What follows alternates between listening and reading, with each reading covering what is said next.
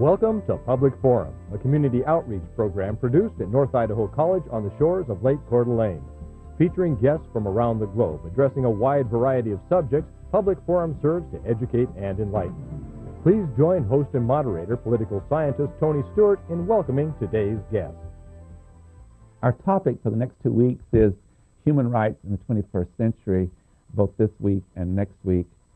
We have a very special guest to participate in this discussion along with our regular panel. I welcome to the program Dr. Robert Bennett. Dr. Bennett holds an associate degree from Burlington Junior College in Iowa. He has a baccalaureate degree from Western Illinois, a master's from Truman College, and his doctorate is from Iowa State. Dr. Bennett served with distinction as the president of North Idaho College for a number of years and went on to another college, and then he came back to Coeur d'Alene to, he thought, retire. And the great news is that the board of directors of the Human Rights Education Institute a few months ago selected Dr. Bennett to serve as the executive director of that organization that was founded in 1998.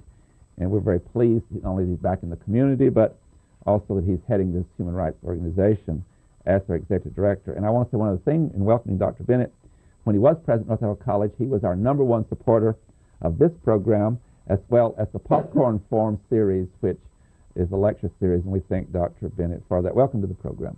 It's my pleasure to be here. I feel almost like I'm home again. You are. You are. And I'm welcoming our regular panelist, Janelle Burke, who is an attorney in the state of Idaho, and next to her is Erna Reinhardt, who's Director of Public Relations at North Idaho College, and Janelle will commence today's questioning. Welcome to the program. Thank you, It's going to be fun to talk about human rights today with you. You are the executive director of the Human Rights Education Institute. Right. Can you please tell our viewers what that organization is about? Well, you know, when I was approached about the job, I had to give that considerable thought myself. And one of the questions when I was interviewed was, Bob, what would you know about human rights and so forth in terms of being eligible for this position? Well, I've been in education all my life. Which is now 60, how many years would that be? From 40 some, almost 50 years. And in all those years, I think I experienced so many different aspects of human behavior and some of the problems and the challenges that face humans.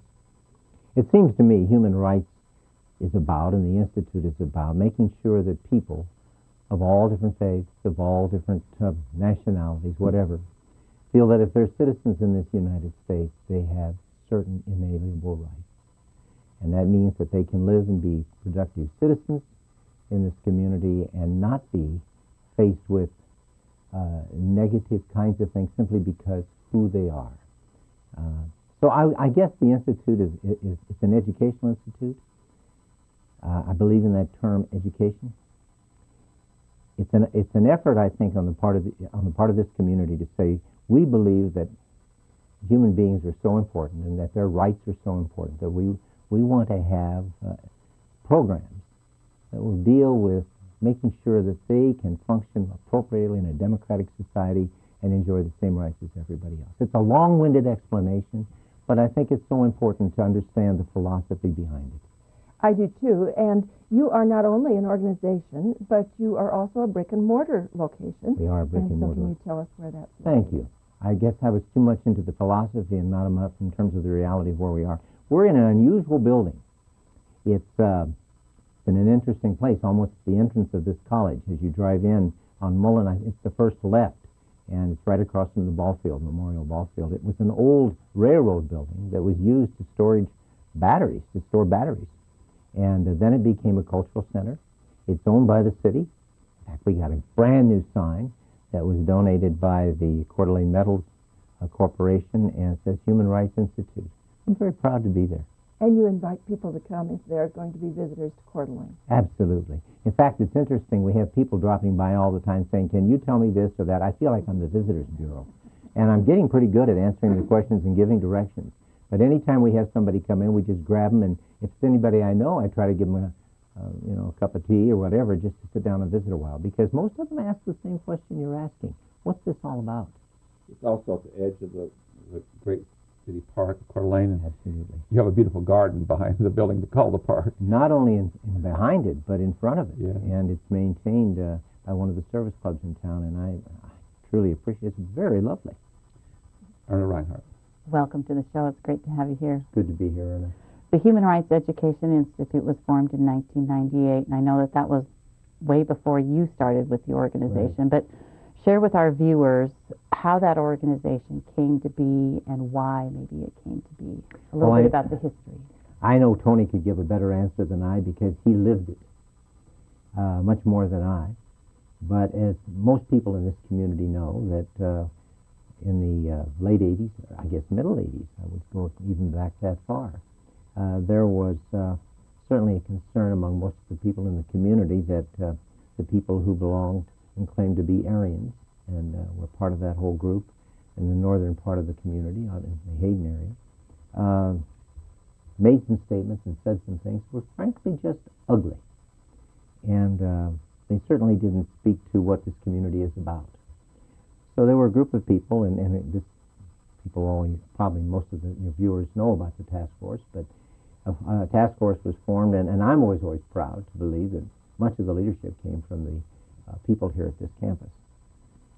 And they effectively combated the ugly statements and so forth that were made, and I think were in large part responsible for the city becoming the All-American City. And as a result, that whole ugly problem has gone away for the most part. Part of the reason that it went away is because we had a fellow, I haven't met him yet, by the name of Greg Carr, who is an Idaho boy, and became, because of his work with computers and so forth, became quite wealthy, and he liked what was going on up here, became involved, and it had a large part to do, I think, with actually ridding the Aryan nation and getting some land. But in a gesture that went way beyond just becoming involved, he gave a large amount of money to establish an educational institute with the understanding that human rights and the search for human rights never goes away. It's always there. And so that was a start. And then there were several people hired to help implement that concept. And then Tony helped me. When did they move into the building? First of all, they had offices. Our wonderful friend Dennis Wheeler at Coeur d'Alene Mines, right. And then moved into the building about 3 years ago now. And then they spent money, the board, along with a lot of donations in the community to remodel it. It's very lovely. It's got a real character to it. It's a brick building, and so that happened. You walk into it, you think it's a big loft. But the lighting system that's been put in there, if we do exhibits, and we had several nice ones, are really show off very well. So in terms of finishing the answer to your question, because of that effort, then there were people who moved out of the task force into a separate group and became part of the leadership for the Institute. And then they, of course, hired staff, and they gave direction. They had a strategic plan.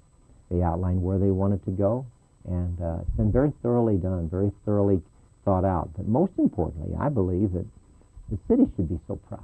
The city, the whole area should be so proud of the fact that there are people within this community who believe so strongly that human beings should be treated equally, and that they want to devote a whole educational institute devoted to it. Excellent.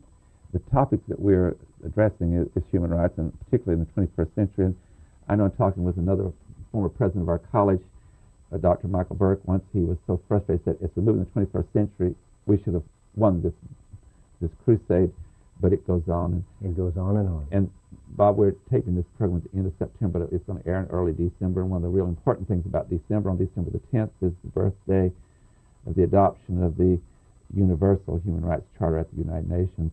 And let's talk about that. First of all, at the center here, there's a real symbol there. Greg Carr, again, among all the things he did, he had constructed a huge, high marble for display with the preamble on it that sits there, that was done in Vermont. Share with us, you've been very eloquent today in explaining what human rights is, and all people should be treated with dignity and not categorized and treated in a subservient way. Talk some about this, particularly the preamble, what is being done at the Institute in promoting human rights through education is very much in tune with the charter itself. I'm trying very much to make that an inherent part, that it weaves closely together. In fact, I think any program that we do should in some way connect to that declaration of many different kinds of human rights. In fact, if I can take just a minute, Sure. in an attempt to give a skeleton to the total year's programs, what I did was to go through and select several of those declarations. And then we put those down and on a piece of paper. And then we created open-ended questions that could be discussed, explored, whatever, relating specifically to that declaration. My hope in terms of reaching out to the community and building more friends for the Institute is that I would like to create committees. Each committee would be made up of people who have a passion for that specific topic that's going to be explored, and then they would discuss, explore, have exhibits, whatever, about that topic. I'll go into some of the specifics in a minute. But the whole idea is to make sure that whatever we do relates back to that Declaration of Human Rights. So that's what I use as a skeletal base. And then we would put tissue and muscle or whatever, flesh it out with the ideas from the people who are serving on those different committees. And frankly, it's amazing. I have got now almost 4 committee chairs already selected, and they've begun to get their committees together. It could just be dynamite if it goes the way I'd like for it to, in terms of lots of people getting involved in many aspects of a given question relating specifically to one of those declared rights of human beings. Let's share 3 or 4 of those with our viewers. A lot of our viewers probably are not familiar with the Declaration, and it was adopted in the late 1940s. In fact, Eleanor Roosevelt, the first lady up until 1945, was instrumental in that, along with a lot of people around the world. You can tell this guy taught history, can't you? A little bit of background. Yeah, I can remember Eleanor Roosevelt. In fact, I can remember the summer convention, the Democratic convention, and she was brought back as one of the, when Kennedy was nominated the first time. And, I was a kid working in the forestry in Wyoming, and we were driving back or driving out, I can't remember which, and she spoke. And even then, as she does now, there was such tremendous respect for this woman, and she was so far beyond the thinking of most people in terms of what should happen in a democratic society. Let me share with you a couple of ideas. Sure.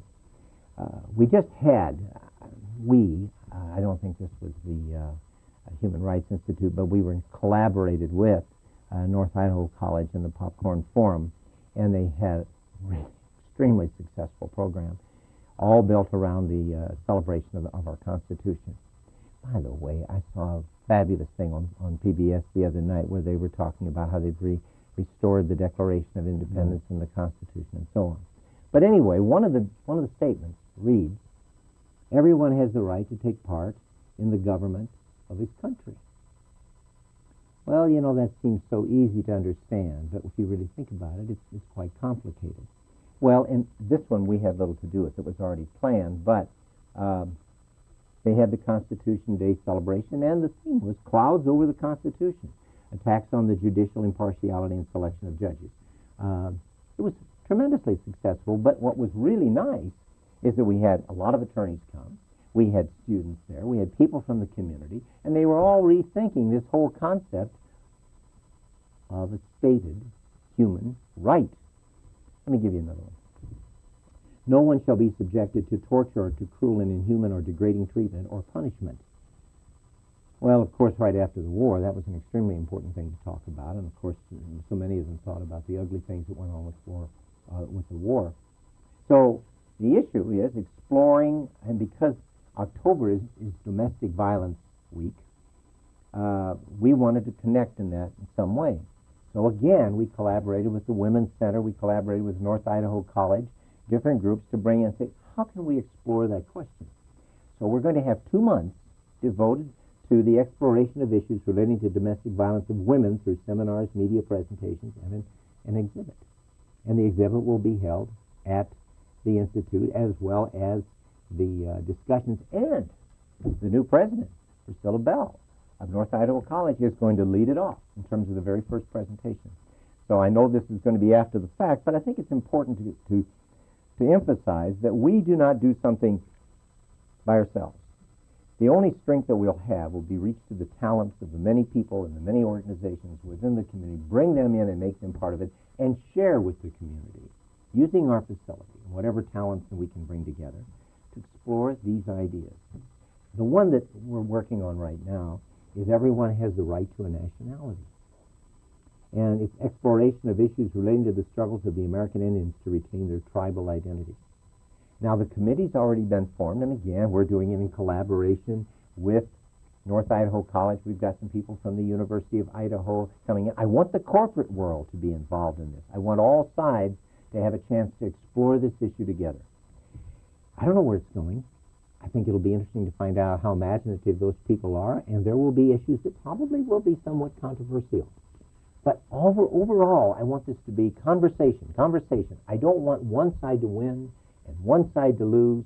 I want people to be able to sit down at a table and say, let's just talk about these issues and find out how we can work through a solution that is going to be amicable for many people.